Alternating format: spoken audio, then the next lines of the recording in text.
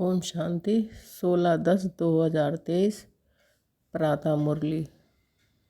मीठे बच्चे, ज्ञान का सुख 21 पीढ़ी चलता है।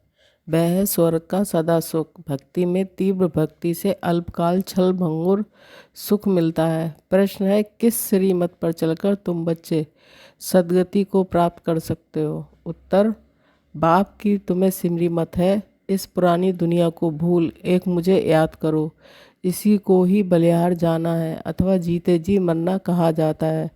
इसी श्रीमत से तुम श्रेष्ठ से श्रेष्ठ बनते हो, तुम्हारी सद्गति हो जाती है। साकार मनुष्य मनुष्य की सद्गति नहीं कर सकते, बाप ही सबका सद्गति दाता है। गीत है ओम नमो शिवाय। ओम शांति। बच्चों ने गीत सुना, गाया जाता है ऊंचे ते ऊंचा भगवान।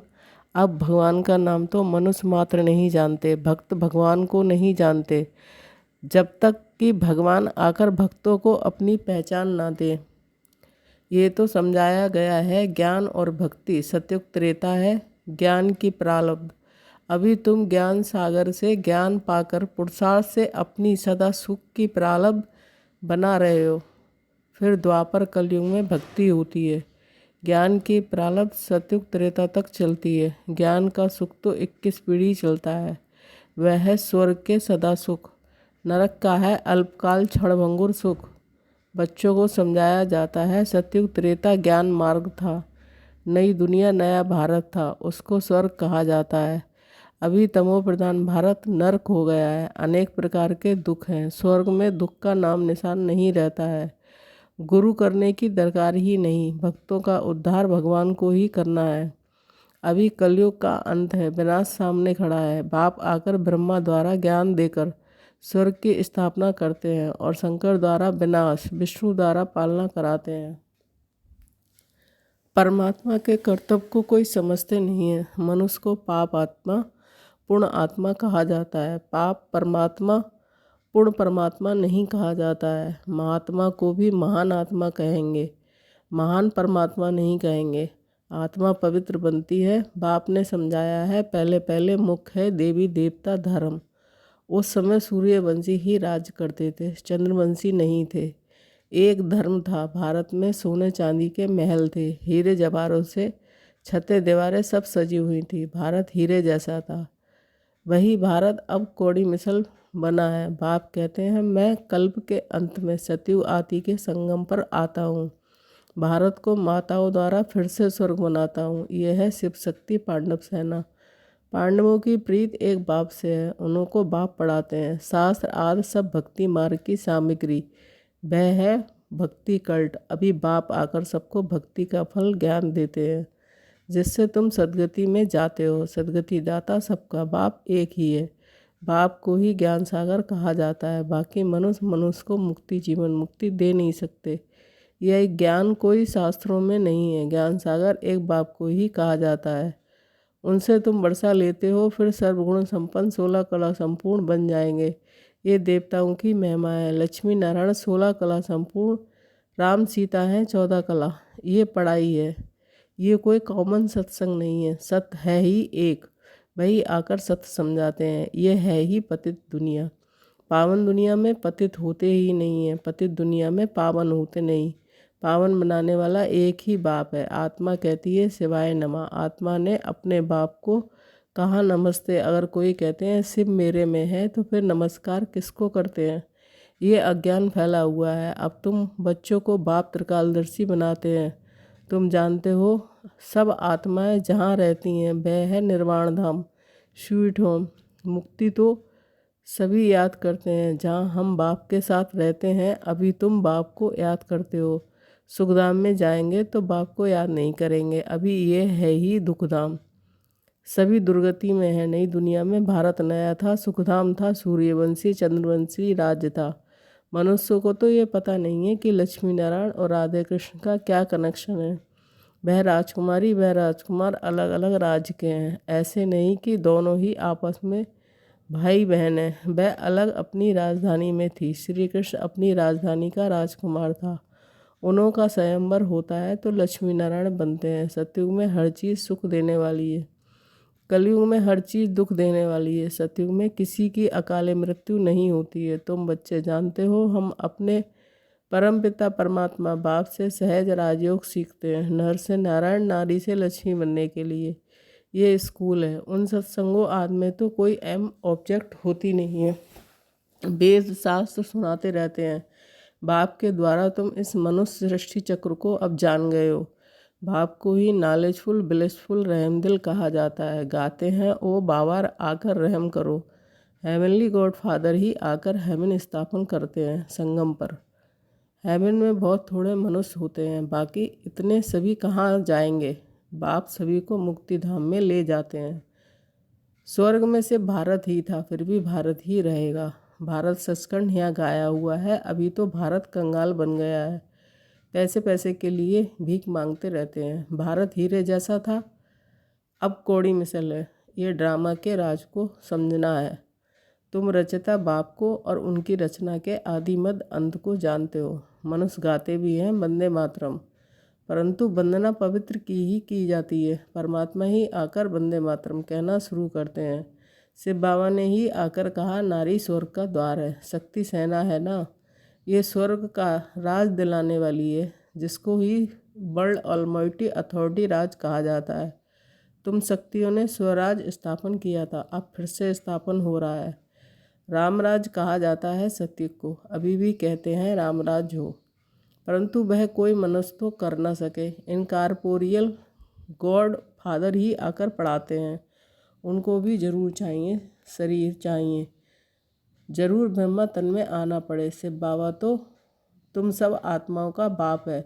प्रजापिता भी गाया हुआ है। पिता तो बाप ठहराना। ब्रह्मा को ग्रेट ग्रेट ग्रैंडफादर कहा जाता है। आदि देव और आदि देवी दोनों बैठे हैं, तपस्या कर रहे हैं। तुम भी तपस्या कर रहे हो। ये है राजयोग। सन्यासियों का है हठ योग। ये सभी राजयोग सिखला नहीं सकते। गीता आदि में जो भी शास्त्र हैं वह सब है भक्ति मार्ग की सामग्री। पढ़ते आए हैं, परंतु तमो प्रधान बन गए हैं। ये वही महाभारत लड़ाई है जिससे विनाश होना है। साइंस कोई वेदों में नहीं है, उनमें तो ज्ञान की बातें हैं। ये साइंस बुद्धि का चमत्कार है, जो इन्वेंशन निकालते रहते हैं, विमान आदि बनाते हैं सुख के लिए, फिर पिछाड़ी में इनके द्वारा ही विनाश होता है। ये सुख का हुनर भारत में रह जाएगा, दुख का हुनर मारने आदि का खलास हो जाएगा। साइंस का अकल चला आता है। ये बाम्स आदि कल पहले भी बने थे। पतित दुनिया का विनाश, फिर नई दुनिया की स्थापना होनी है। बाप कहते हैं, तुमने 84 जन्म पूरे किए हैं, अब इस देह का अहंकार छोड़ मुझ बाप को याद करो, तो याद की अग्नि से विक्रम विनाश होंगे। रावण ने तुमसे बहुत विक्रम कराए हैं। पावन बनने का तो एक ही उपाय है। तुम आत्मा तो हो ही, कहते भी हो आत्मा। ऐसे नहीं कहेंगे कि मैं परमात्मा हूँ, कहते हो मेरी आत्मा को रंज। नाराज मत करो। आत्मा सो परमात्मा कहना ये तो बहुत बड़ी भूल है। अभी है तमो प्रधान व्यभिचारी भक्ति। जो आया उनको बैठ पूछते हैं। आप व्यभिचारी एक की याद को कहा जाता है। अब व्यभिचारी भक्ति का भी अंत होना है। बाप आकर भेद का वर्षा देते हैं। सभी को सुख देने वाला एक बाप है, दूसरा ना कोई। बाप कहते हैं, मुझे एक के साथ बुद्धि योग जोड़ने से ही अंतमति सुगति हो जाएगी। मैं हूँ ही स्वर्ग का रचयिता। ये कांटों की दुनिया है, एक दो में लड़ते झगड़ते रहते हैं। अभी ये ज्ञान दुनिया बदल रही है। ज्ञान अमृत का कलश माताओं पर रखते हैं, यह है नॉलेज।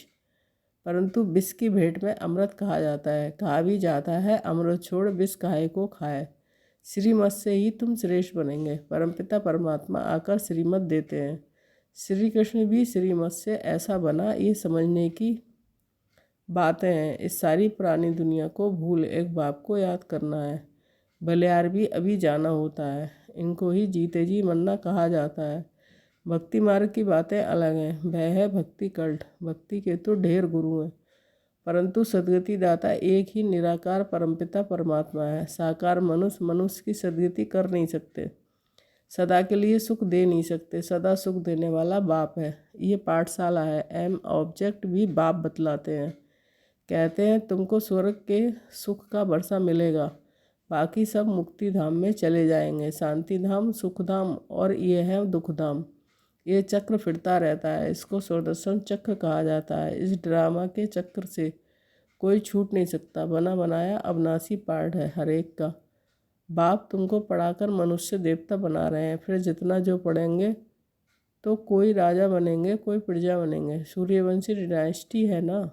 सतयुग में सूर्यवंशी थे और कोई नहीं थे। भारत खंड ही ऊंचते ऊंच सचखंड था, अब झूठखंड बना है। इसको रौरव नरक कहा जाता है। पैसे के लिए कितनी मारामारी होती है। वहाँ तो कोई अप्राप्त वस्तु नहीं रहती है जिसकी प्राप्ति के लिए कोई पाप करना पड़े। बाप ही इस भ्रष्टाचारी दुनिया को श्रेष्ठाचारी बना रहे हैं इन माताओं के द्वारा। इन्हों को आप वंदे मातरम कहते हैं, सन्यासी नहीं कहते वंदे मातरम। उनका है हद का सन्यास, ये है बेहद का सन्यास। सारी दुनिया का बुद्धि से सन्यास करना है। शांति धाम सुख धाम को याद करना है, दुख धाम को भूल जाना है। बाप ये फरमान है, बाप का ये फरमान है। बाप आत्माओं को समझाते हैं, तुम इन कानों से सुनते हो। शिव बाबा इन आर्गन्स द्वारा तुमको समझाते हैं। वह हैं ज्ञान सागर, ये कोई साधु संत महात्मा नहीं है। अच्छा, मीठे मीठे शिकीले बच्चों के प्रति माता पिता बाप दादा का याद प्यार, गुड मॉर्निंग। रूहानी बाप की रूहानी बच्चों को नमस्ते। धारणा के लिए मुख्तार 1 पॉइंट, बाप पर पूरा बलिहार जाना है। देह का अहंकार छोड़ योग अग्नि से विक्रम विकास करने हैं। 2 पॉइंट, एम ऑब्जेक्ट को बुद्धि में रखकर पढ़ाई करनी है। बने बनाए ड्रामा को बुद्धि में रखकर सुदर्शन चक्रधारी बनना है। वरदान है सदा उमंग उत्साह के पंखों द्वारा उड़ती कला में उड़ने वाली श्रेष्ठ आत्मा भव। ज्ञान योग के साथ साथ हर समय हर कर्म में हर दिन नया उमंग उत्साह बना रहे, यही उड़ती कला का आधार है। कैसा भी कार्य हो, चाहे सफाई का हो, बर्तन मांजने का हो, साधारण कर्म हो, उसमें भी उमंग उत्साह नेचुरल और निरंतर हो। उड़ती कला वाली श्रेष्ठ आत्मा उमंग उत्साह के पंखों से सदा उड़ती रहेगी। ये कभी कंफ्यूज नहीं होगी, छोटी छोटी बातों में थककर रुकेगी नहीं। स्लोगन, जो निर्माणचित अथक और सदा जागती ज्योत है, वही विश्व कल्याणकारी हैं। ओम शांति।